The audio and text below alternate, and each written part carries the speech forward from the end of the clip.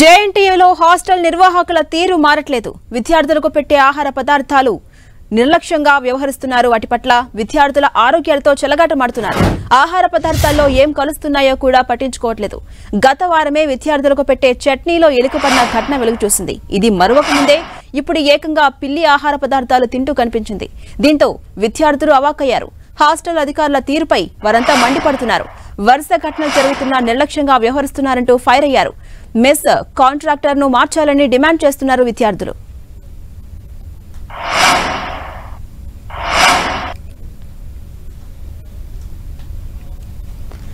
జేఎన్టీలో hostel నిర్వాహకుల తీరు మాత్రం మారట్లేదు. విద్యార్థులకు పెట్టే ఆహార పదార్థాల పట్ల పూర్తిగా నిర్లక్ష్యంగా వ్యవహరిస్తున్నారు. దానికి సంబంధించి విజువల్స్ ను కూడా మనం 10 టీవీ స్క్రీన్ మీద అబ్జర్వ్ చేయొచ్చు.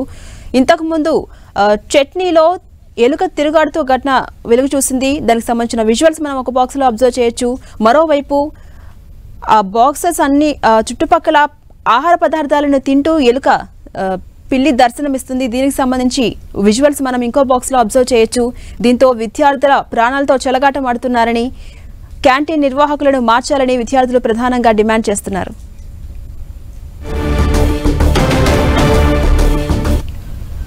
ఇదే అంశంపై మరింత సమాచారం మా ప్రతినిధి అజయ్ అందిస్తారు. అజయ్, ఎలుక ఘటన మరొక ముందే ఇప్పుడు పిల్లి ప్రత్యేకమైన ఘటన అయితే జేఎన్టీయూఎస్ లో కలకలం రేపుతున్నటువంటి పరిస్థితి అయితే కనబడుతుంది.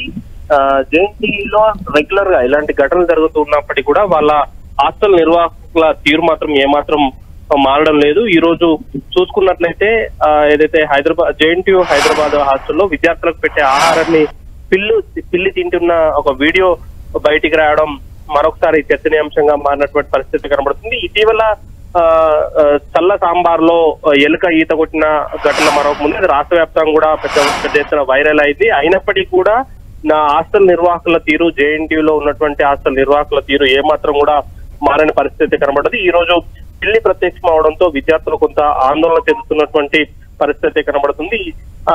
ఈ పిల్లి తిన్న ఆహారం తింటే ఏమన్నా ఇబ్బందులు అవుతాయా, మళ్ళీ ఎప్పుడు ఏం తిన్నాయి మాకు పెడుతున్నారు ఏంటన్న ఒక భయాందోళన అయితే విద్యార్థులు ఉన్నటువంటి పరిస్థితి కనబడుతుంది. ఈ నిర్వాహకులను మార్చాల్సిన అవసరం అయితే ఉంది. మెస్ కు సంబంధించినటువంటి నిర్వాహకులను మార్చితేనే దీనికి కొంత ఫలితం వచ్చే అవకాశం ఉంటుందంటూ కూడా విద్యార్థులు వాపోతున్నటువంటి పరిస్థితి కనబడుతుంది. రెగ్యులర్ గా ఇలాంటి ఘటనలు జరగడం అనేది కొంత విద్యార్థులను ఆందోళన గురి చేస్తున్నటువంటి పరిస్థితి కూడా మనం చూసుకోవచ్చు. అయితే రెగ్యులర్ గా ఇలా ఇటీవల ఒక బల్లి పడిన ఆహారం తిని గురుకులాలలో హాస్టల్ విద్యార్థులు అస్వస్థ గురైన ఘటనలు కూడా ఉన్నాయి. ఇలాంటి ఘటనలో ప్రభుత్వ సంబంధించినటువంటి గురుకులాలలో కానీ జేఎన్టీయూ హాస్టల్స్ లో కానీ జరుగుతున్నప్పటికీ కూడా ప్రభుత్వం నుండి కూడా స్పందన రాకపోవడంతో ఇలాంటి ఘటనలు రిపీట్ అవుతున్న అపవాదు కూడా ఉన్నటువంటి పరిస్థితి కనబడుతుంది. Right, thank you Ajay.